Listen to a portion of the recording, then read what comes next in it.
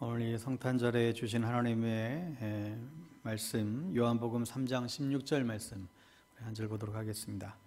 요한복음 3장 16절 말씀 되겠습니다.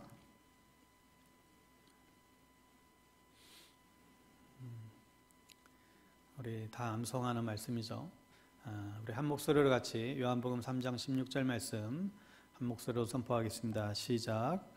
하나님이 세상을 이처럼 사랑하사 독생자를 주셨으니 이는 저를 믿는 자마다 멸망치 않고 영생을 얻게 하려 하심이니라.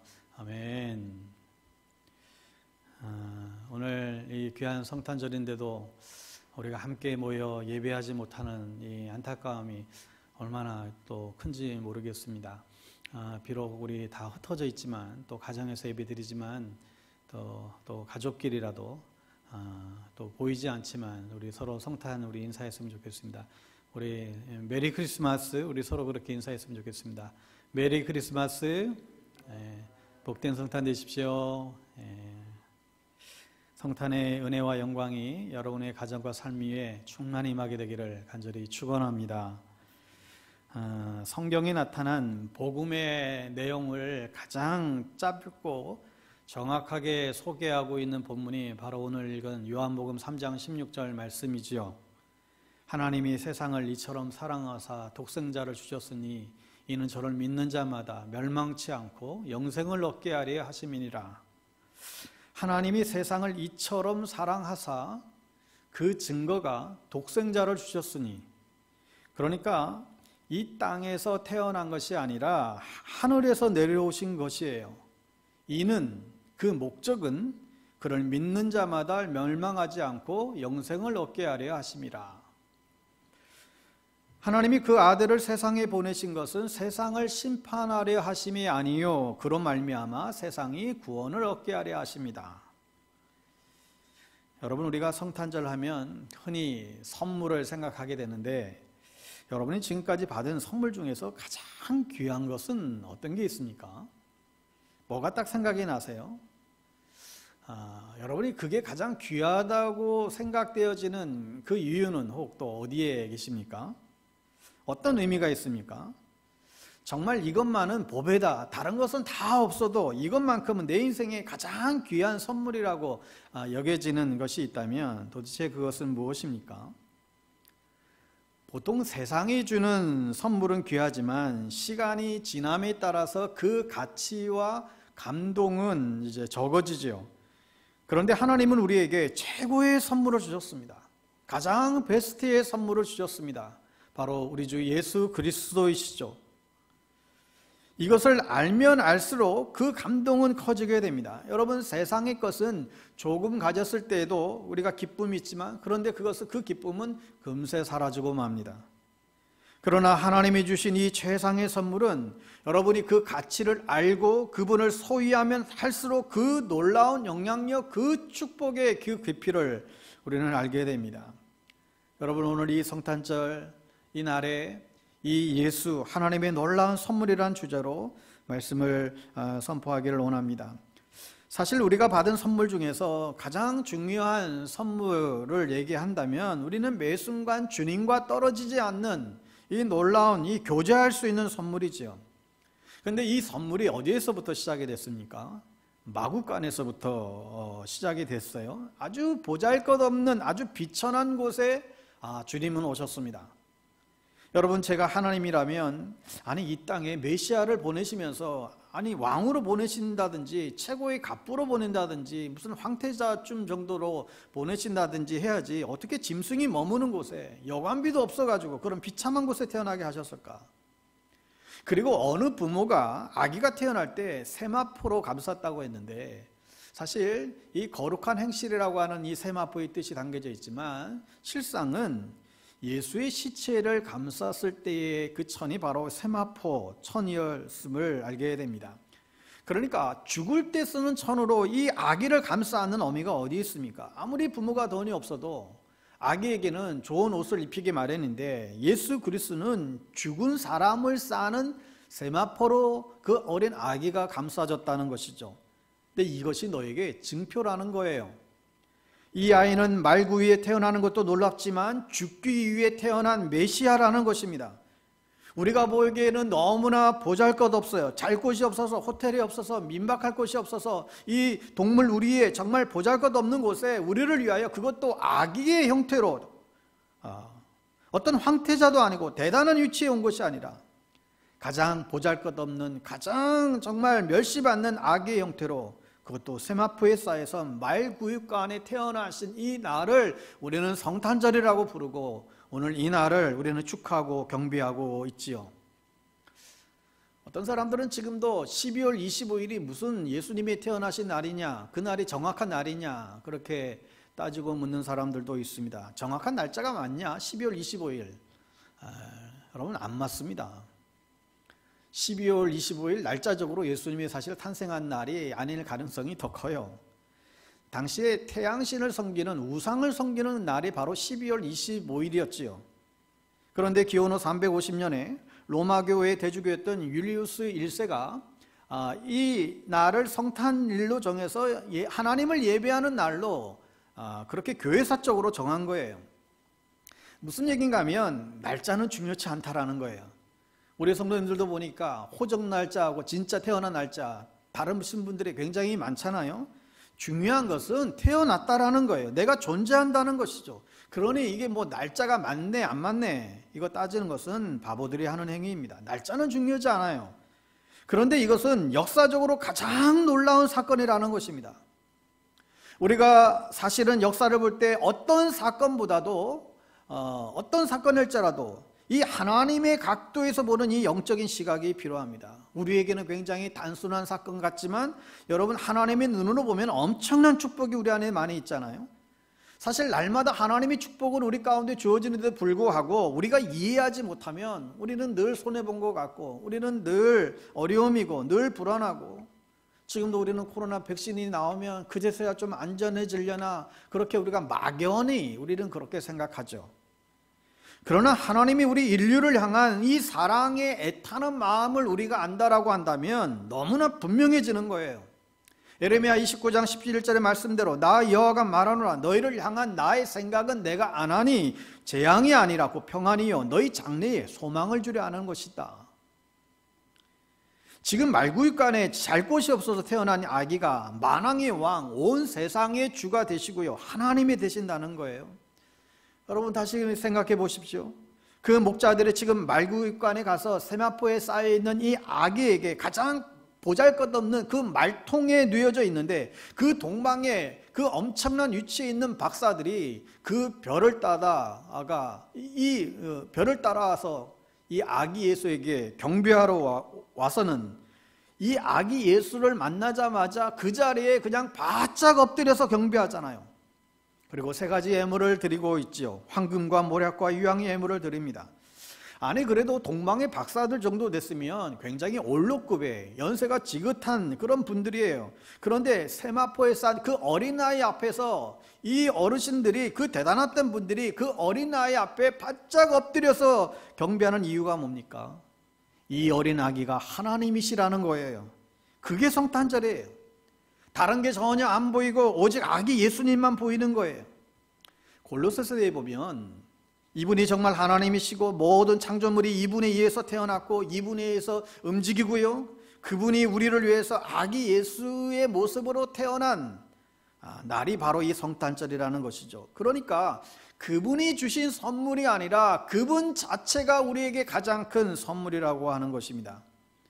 동방 박사들도 아마 아기 예수께 경배하고 나서 다시금 그 먼 거리를 그 1000마일이라는데 그 엄청 그 먼 거리를 다시금 돌아갔겠지요. 그 동방 박사들에게 무슨 유익함이, 어떤 혜택을 받았을까요? 그 다른 것이 아니라 내 눈으로 메시아를 보았다, 내 눈으로 육신으로 오신 메시아를 봤다라고 하는 그 감격 때문에 그들은 그 일생을 가장 큰 축복임을 깨닫고 그 앞에서 예배하고 경배한 것이죠. 그게 크리스마스예요. 그게 바로 이 성탄절 예배이지요. 우리가 이번에 코로나로 인해서 뭐 칸탄다도 못하고 뭐 성탄 행사 하나도 못하고 있지만 더 중요한 것은 진정 이 아기 예수가 이 땅에 오심을 엎드려 경배하고 있습니까? 정말 돼지 우리보다도 더 더러운 우리의 심령 가운데 그 아기 예수를 모실 준비를 하셨습니까? 어떤 화려한 행사와 프로그램보다도 진정 아기 예수를 찬양하고 있습니까? 이게 대림절을 지나 이 성탄의 시즌에 일어나야 될 일들이죠. 도대체 어떤 분들은 30년째 40년째 성탄절을 맞이하지만 우리의 기억에 날만한 그런 선물이 있습니까? 그런 만남이 있습니까? 그런 기억에 날만한 대단한 사건이 어디 있습니까?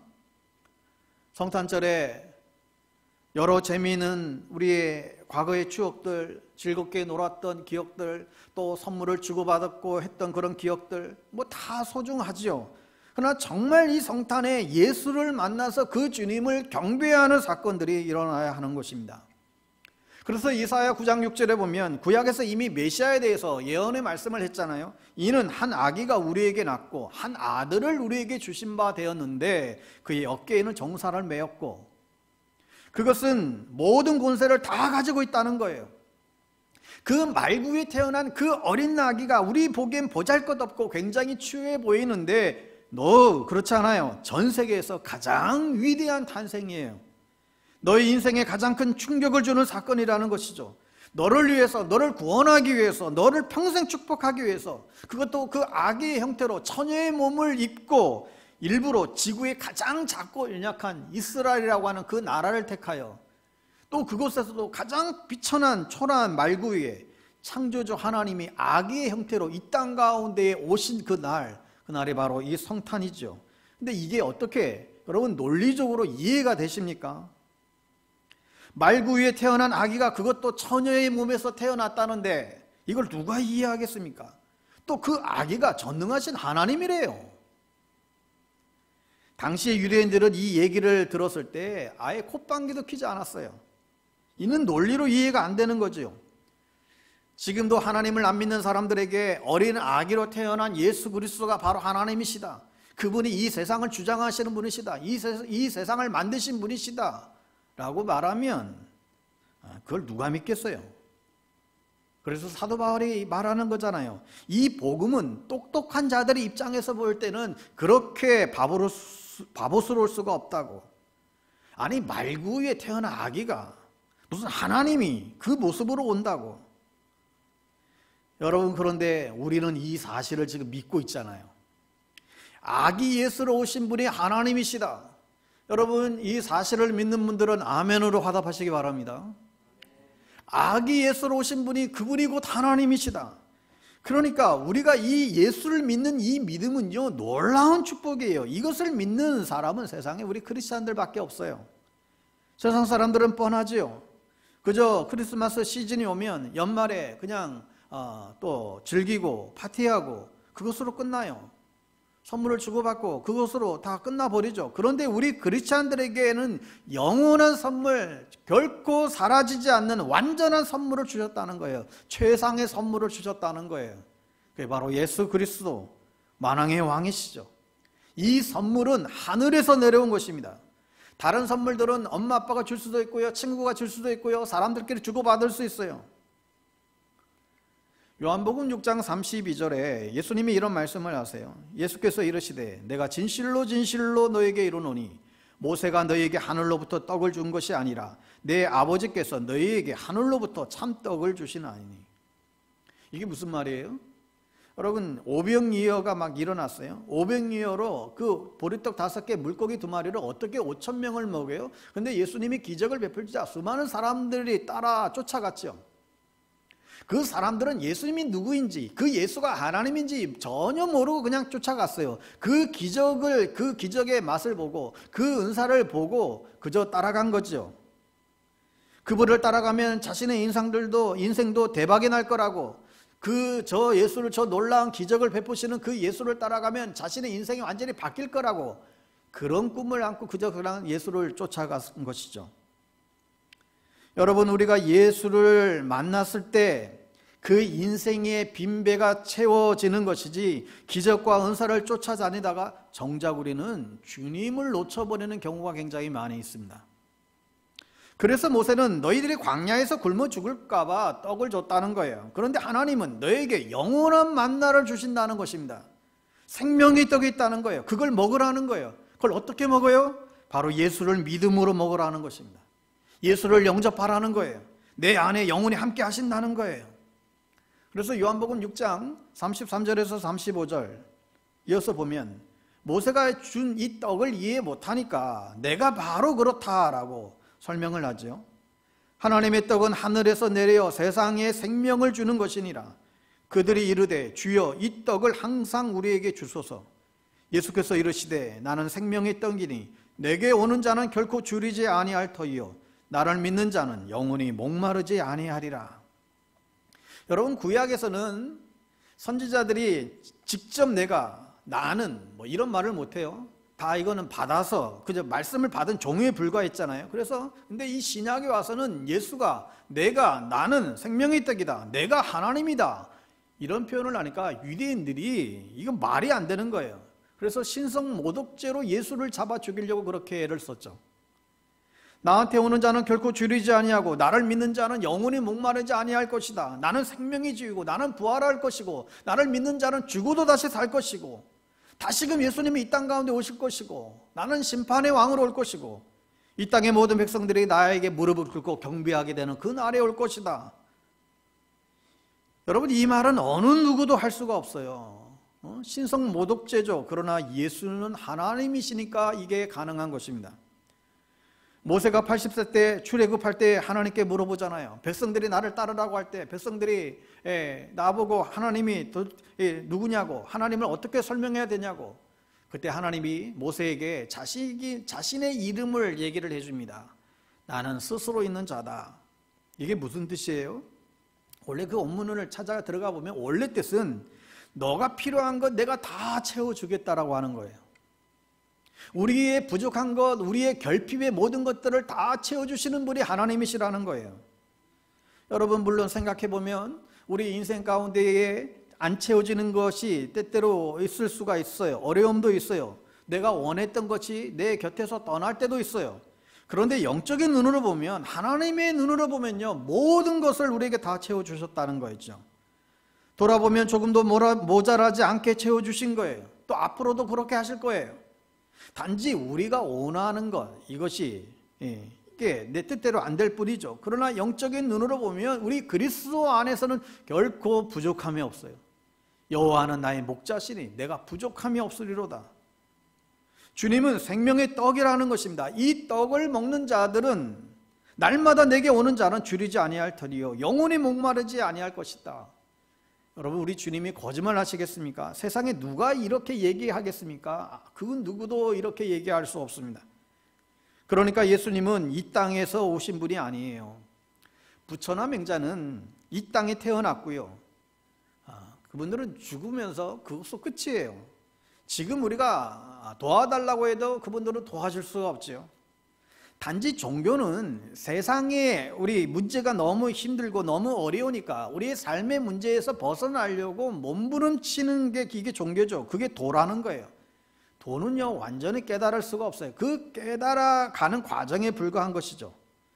성철수 스님이 평생을 도를 닦다가 결국 돌아가시면서 한탄스러운 말씀을 하셨죠. 뇌제가 수미산보다 많구나. 이 내 죄의 문제를 해결해 줄 수 있는 그 누군가가 있다라고 한다면 내가 평생을 쫓았던 부처를 나는 하루순간에도 하루아침에도 나는 버릴 수 있겠다. 여러분, 그러나 우리는 이 십자가의 도, 이 비밀을 우리는 알고 있잖아요. 예수는 알파와 오메가요, 시작과 끝이라. 창세기가 시작이고 이 요한계시록이 마지막에 나타나잖아요. 바로 주님이 다시 심판으로 오신다. 이 마라나타, 이 처음과 끝, 새하늘과 새 땅이 도래하면 이제 다 끝나는 거예요. 이제 여러분의 인생도 주님을 영접하는 순간부터 주님이 뭐든지 간섭하시고 도와주시고 교제하시다가 여러분의 생명이 끝나면 예수님이 이제 데려가면 그걸로 끝나는 거예요. 창조, 타락, 구속, 이 기독교적인 세계관을 누가 이해를 할 수 있겠습니까? 크리스찬 빼고는 알 수가 없습니다. 그러니까 이 선물은 저나 여러분에게 절대적으로 필요한 것입니다.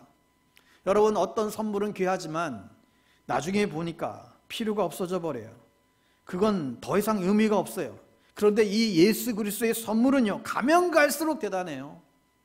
예수를 알면 알수록, 복음을 알면 알수록 그 안에 깊이 담겨진 그 넓이와 깊이와 그 무궁무궁한 그 복음의 세계는 우리 이루 다 헤아릴 수가 없죠. 그러니까 크리스마스는 우리에게 너무나 중요한 것입니다. 정확한 날짜는 모르겠어요. 그러나 이 대림절 성탄절 절기는 대단한 시즌이 되어야 되는 것입니다. 파티에서 셀레브레이션 축하를 하는 건 맞고, 그거 말고요, 정말 그분 때문에 셀레브레이션 하는 거예요. 그분 때문에 정말 축하하는 거예요.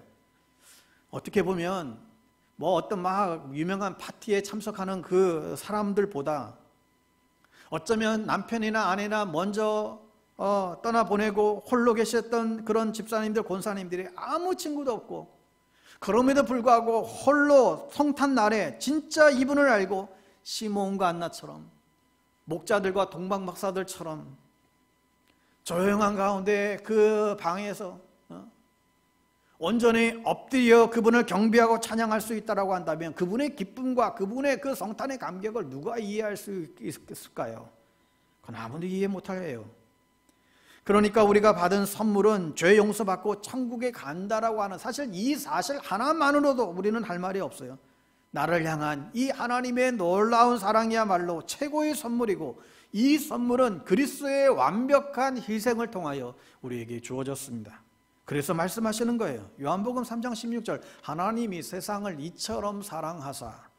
도대체 얼마나 사랑했길래? 하나님은 다른 거 다 줄 수 있을 것 같아요. 우주에 별 하나 따는 것 창조 주신데 그건 문제 없죠.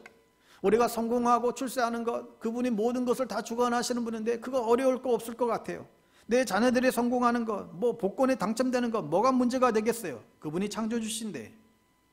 근데 그분은 당신의 하나밖에 없는 아들을 십자가에 내어 주시잖아요.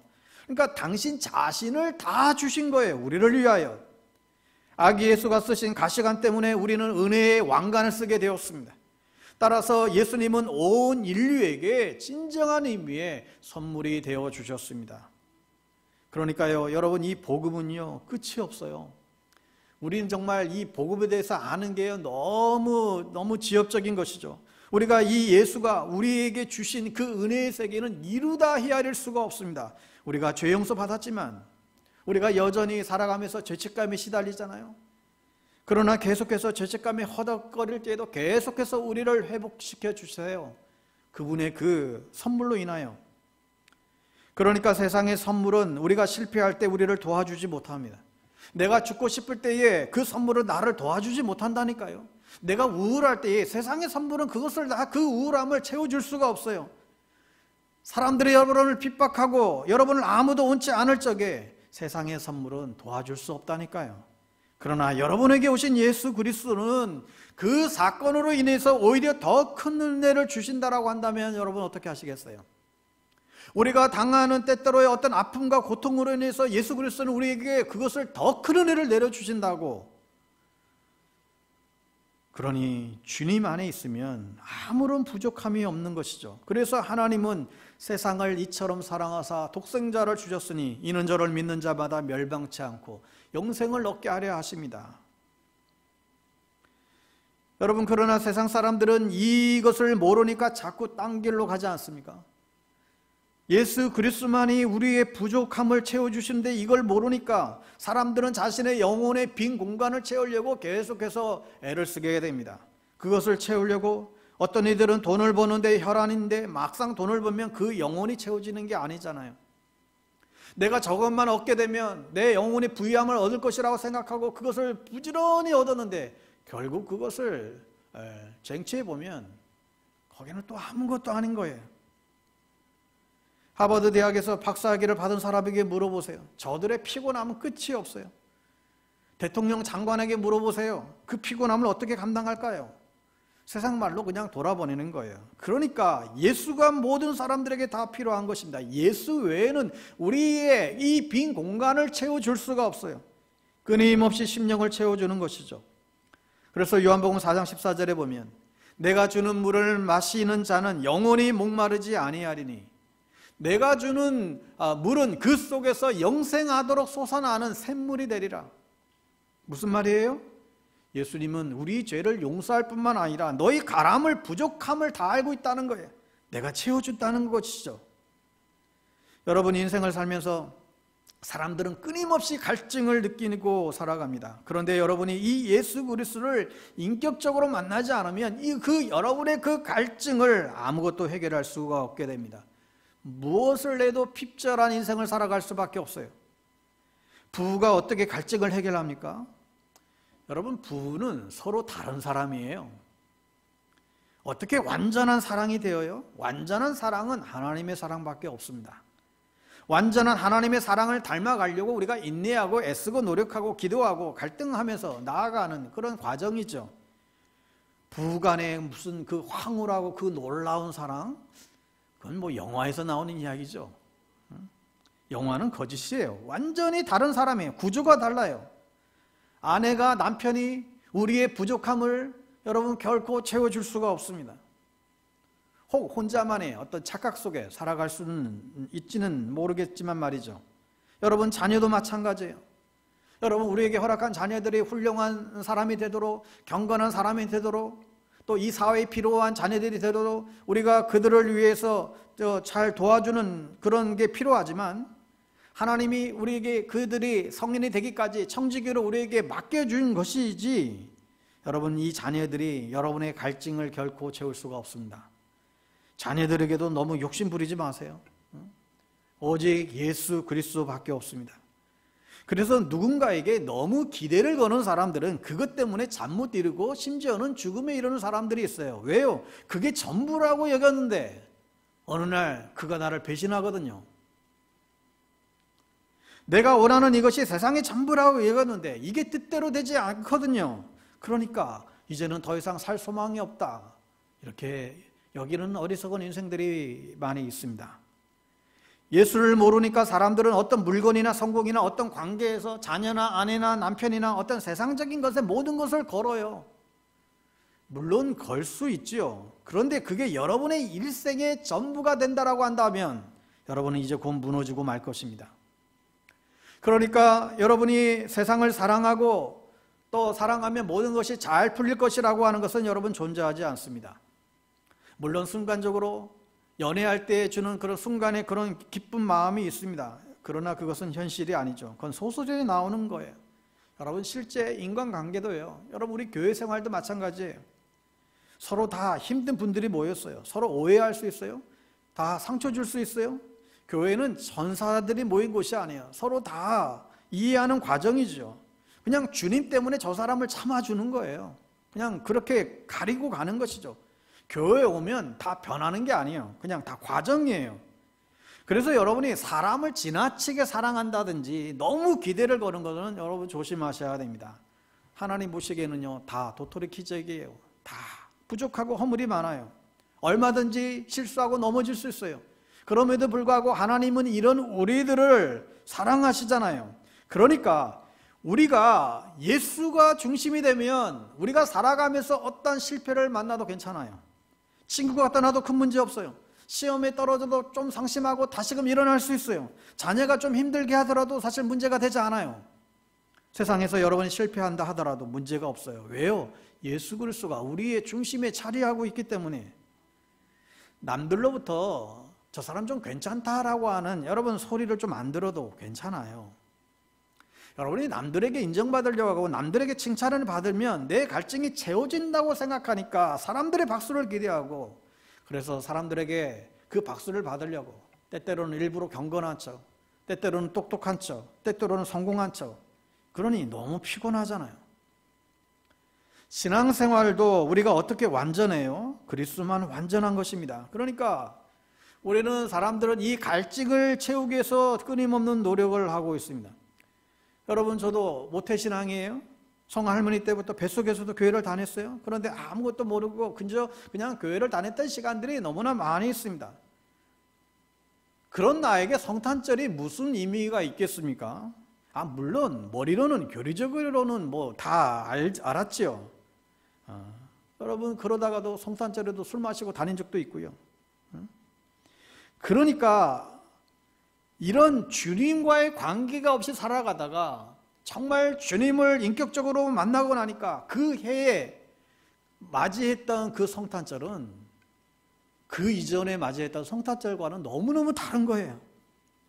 동화와 같았던 그냥 교리적으로만 알았던 그 크리스마스의 스토리가 이제 나의 사건으로 다가온 것이죠. 나를 위해서 하나님이신 그분이 본체를 버리고 가장 낮은 곳으로 이 땅 가운데 오신 거예요. 왕궁에 태어났다라고 한다면 나같이 연약하고 볼품없는 사람들은 어찌 감히 그 왕궁에 들어갈 수 있을까요? 혹이라도 그럴까봐 초라한 말 구유에 오셨다는 것이 이제는 다 이해가 되는 거죠.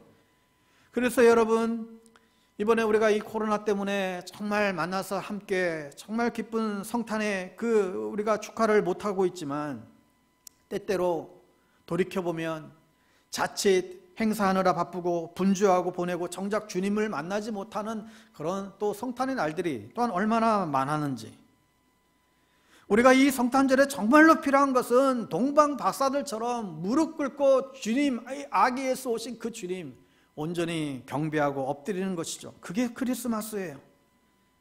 네, 많은 사람들이 많은 경우에 정작 주인공 되신 예수님을 한쪽 구석으로 다 밀어놔 버릴 때가 많이 있습니다.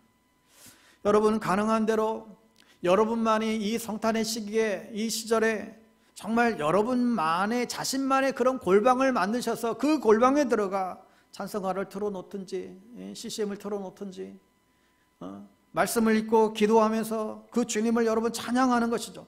동방박사들이 그 먼 거리를 낙타를 타고 와서 아기 예수를 경배했는데, 우리가 지금 가까운 교회도 나올 수 없는 그런 상황이지만 여러분만의 그 골방, 여러분만의 마구간을 만드셔서 그 자리에서 엎드려 주님을 경배하고 찬양하는 그런 시간들을 여러분 반드시 가지셔야만 합니다.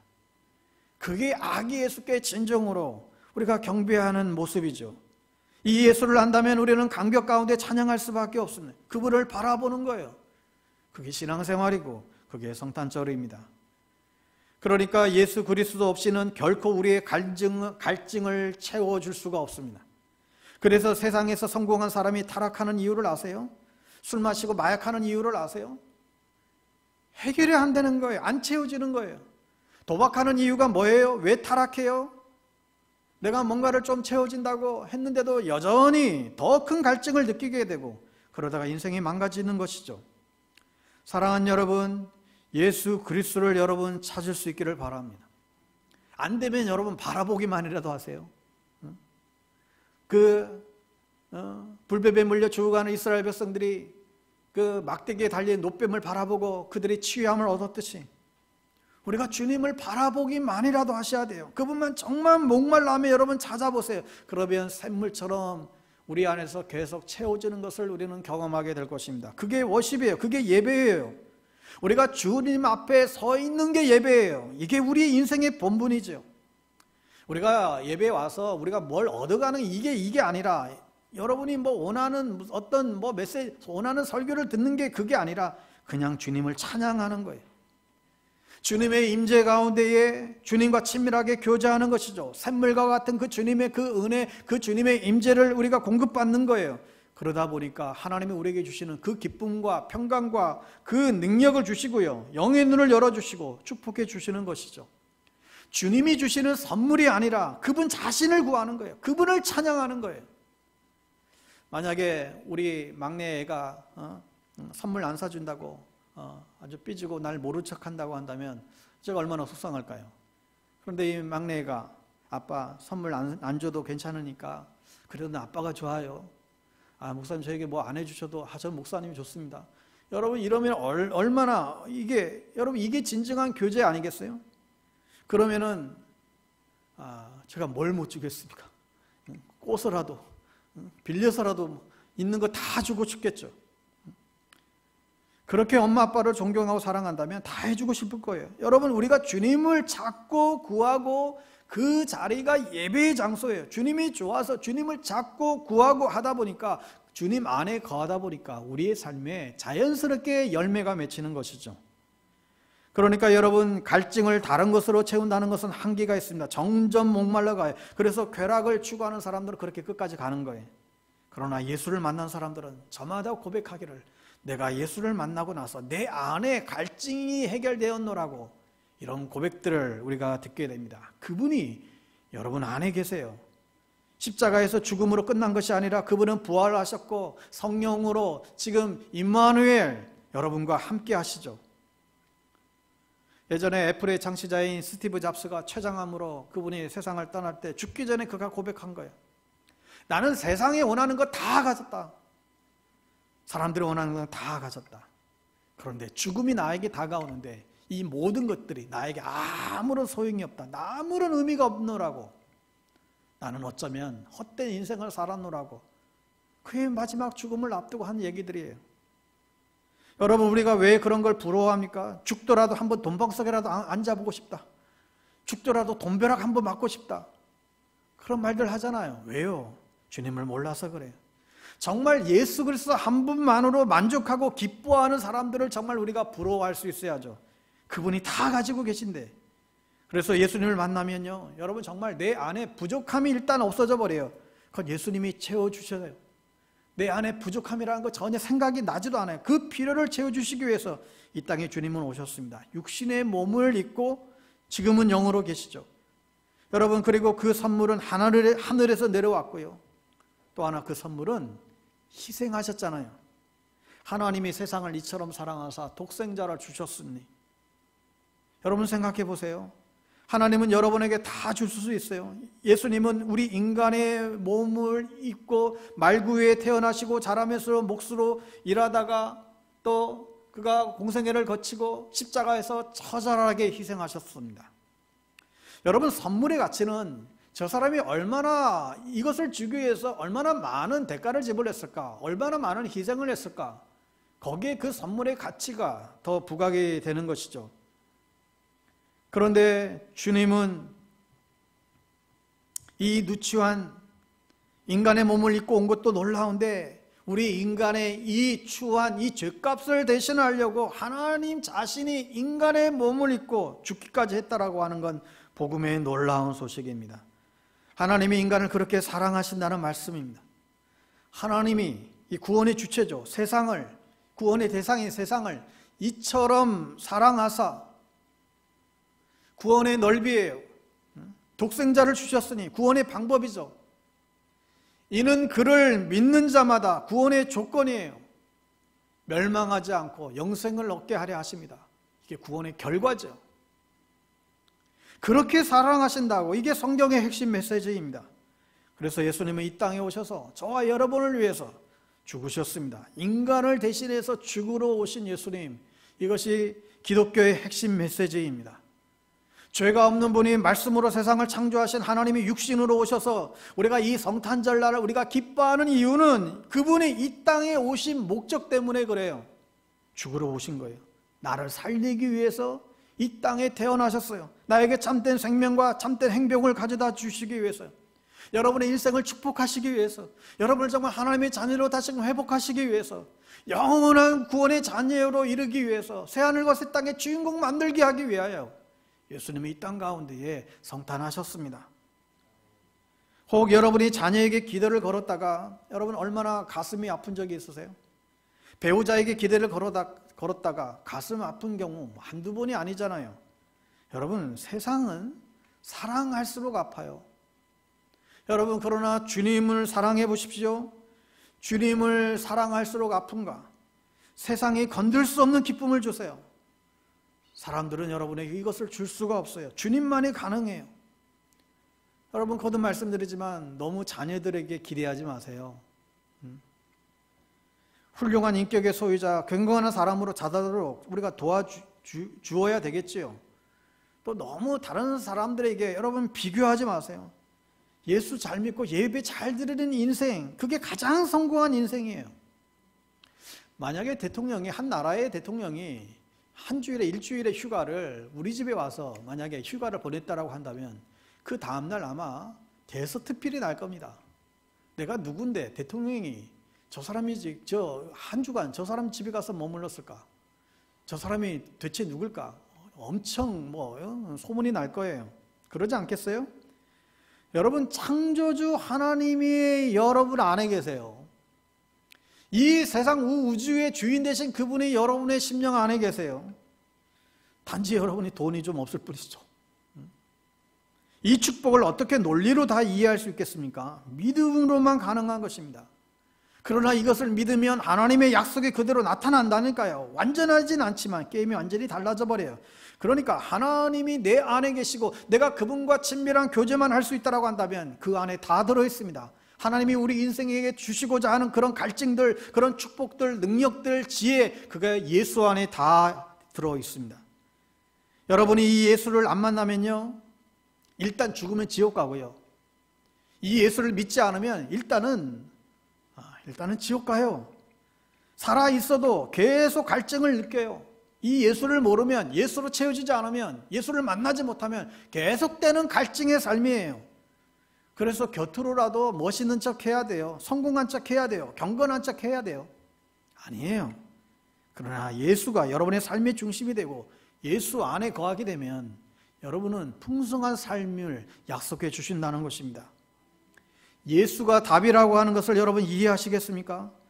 그분이 이 땅에 아기의 모습으로 오셨습니다. 태어난 게 아니라 이미 여러분을 향한 계획을 가지고 이 땅 가운데 오신 거예요. 예수님은 하나님이세요. 그러니까 여러분, 우리가 하나님의 자녀가 되었다는 축복이요, 어린 양으로 오셔서 우리의 죄값을 다 치르신 것이 완전한 선물이라는 거예요. 이제 세상은 끝이 와요. 이제 마지막이 옵니다. 그러니까 여러분, 예수밖에 없다는 거예요. 그래서 주님이 오시는 그날까지 이 예수 그리스도를 전하라고 하는 것이죠. 그래서 교회의 사명은 죽어가는 영혼들을 살리는 데 있습니다. 예수 없이 살아가는 사람들에게 구원의 소식을 전하기 위해서 구원의 방주로서 시대를 깨우는 바스콘의 사명을 감당하라고 이 교회가 우리에게 주어진 것이죠. 이게 우리의 사명이에요. 왜요? 주님이 이것 때문에 오셨으니까요. 하여 우리가 이 땅에서 그리스도의 형상으로 변화가 되고 영혼을 살리고 주의 사랑을 나누고 어두운 땅을 밝게 비추는데 주님은 모든 관심이 거기에 있습니다. 잃어버린 영혼에게 아버지의 마음은 다 들어가 있습니다. 그래서 사도 바울은 감옥에 있으면서도 내가 죽더라도 이 복음을 전하지 않으면 도저히 안 되겠다는 것이죠. 이게 우리 안에 계신 예수 그리스도이십니다. 골로새서 1장 26절 27절에 보면 이 비밀은 만세와 만대로부터 감추어졌던 것인데 이제는 그의 성도들에게 나타났고 하나님이 그들로 하여금 이 비밀의 영광이 이방인 가운데 얼마나 풍성한지를 알게 하려 하심이라. 이 비밀은 너희 안에 계신 그리스도니 곧 영광의 소망이라. 그러니까 예수 그리스도는 우리 죄를 완전히 구원하였을 뿐만 아니라 예수 그리스도는 우리를 모든 것을 통치하시는 주님뿐만 아니라 실제적으로 그분이 우리 안에 계셔서 우리의 생명이 되어 주셨다는 것입니다. 우리 안에 살아계시다는 거예요. 여러분, 사랑하는 사람도 사이가 나빠질 수 있어요. 성도들끼리도 때때로는 사이가 나빠질 수 있어요. 그런데 여러분이 예수님이 여러분 안에서 24시간 단 한순간도 떨어지지 않고 완전하신 그분이 여러분이 필요할 때만이 아니라 매 순간순간마다 여러분과 동행하고 있다라고 하는 사실이죠. 여러분, 이것보다도 더 큰 선물이 어디 있겠습니까? 그러니까 여러분, 그래서 이 비밀을 아는 성도가 귀하고요, 이 비밀을 아는 교회가 귀하고요, 이 건물이 귀한 게 아니라 이 복음을 전 세계에 전하는 이 사명이 아는 사람들이 귀한 것이고요, 우리 자녀들을 이런 사람으로 만들어야 되는 것이죠.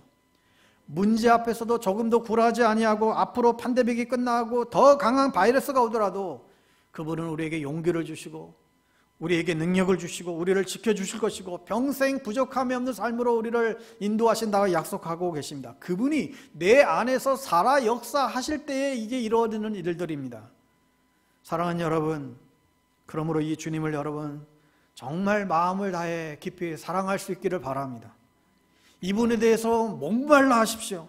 그분을 경배하세요. 그분을 더 깊이 알아가려고 애를 쓰십시오.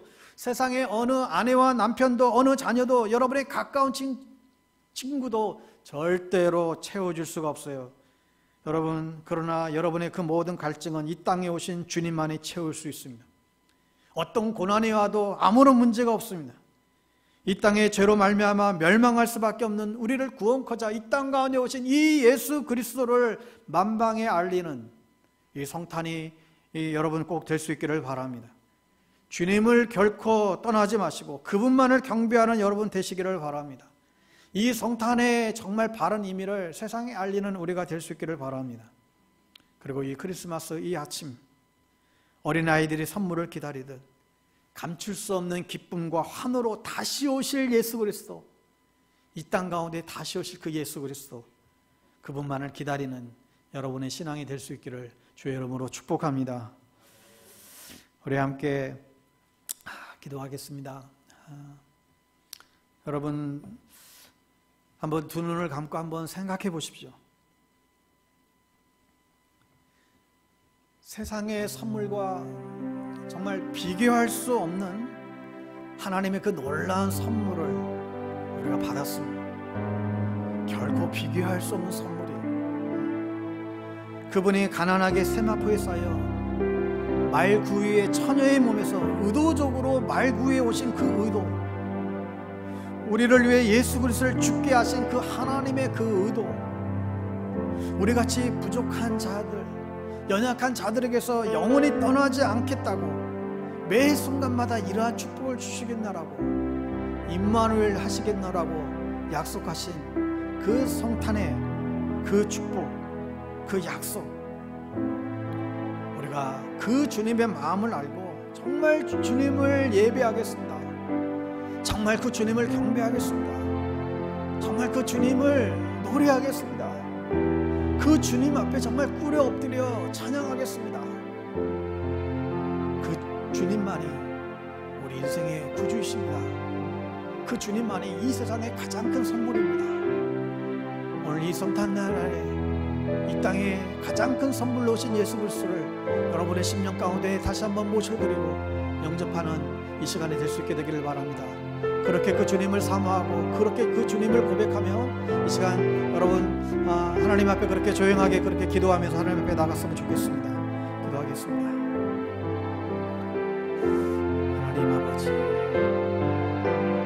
하나님이 성탄의 날에 다시금 이 땅 가운데 오신 그 예수 그리스도, 주님이 왜 오셨는지 우리를 구원하시려고, 우리를 다시금 하나님의 자녀 삼아주시고, 우리를 다시금 이 세상을 밝히는 빛의 존재로 살아가려고, 다시금 영원한 하나님의 나라에 이르는 하나님 그러한 주의 백성이되라. 우리의 모든 가난과 우리 안에 있는 모든 부족함과 우리 안에 있는 모든 허덕거리는 것들, 그것을 다 채워주시려고 주님이 이 땅에 오셨습니다. 오늘 이 시간 가운데 다시 한번 고백하며 그 주님을 우리 마음 가운데 다시 한번 모셔드립니다. 그 주님, 생명의 주로 오신 그 주님, 빛으로 오신 그 주님, 우리에게 영원한 생명을 약속하신 그 주님, 우리의 모든 부족함을 채워주시는 그 주님, 그 주님을 심정으로 우리가 만나기를 원하고 그 주님을 모셔드리기를 원합니다. 이 성탄절에 하나님 이 기쁨과 그 영광을 아버지 하나님 발견하는 놀라운 저희들 되어줄 수 있도록 주님 은혜와 진리로 우리를 오늘도 저희들을 붙잡아 주시고 당신의 그 영원한 성탄의 영광 가운데 우리 모두가 임할 수 있도록 주님 역사하여 주시옵소서. 주님의 이름을 찬양합니다. 주님의 이름을 찬양합니다. 하나님 아버지 감사합니다. 오늘 이 놀라운 이 복음의 소식을 비밀을 다시금 살피게 하여 주셔서 감사합니다. 왜 주님이 이 땅에 오셔야 되는지 가르쳐 주시고, 우리가 왜 주님을 경배해야 되는지 알게 하시고, 주님을 예배하게 하시니 감사를 드립니다. 어두운 과거에서 벗어나 예수의 생명을 간직하는 자된 자답게 저희들을 살아가게 하여 주시옵소서. 우리를 얼마나 사랑하셨기에 내가 결코 떠나지 아니하리라. 우리의 모든 갈증들을 채워주시고 부족한 것을 채워주시고 샘솟듯이 은혜와 약속을 새롭게 하시는 그 주님을 다시금 찬양합니다. 세상에 대한 모든 소망을 내려놓고 주님에 대한 그 소망을 다시 한번 부여잡는 이 성탄이 되게 하여 주시옵소서. 주님을 향한 예배와 찬송과 기도가 어느 때보다도 더 강하게 주님을 향하여 울려 퍼질 수 있도록 인도하여 주시옵소서.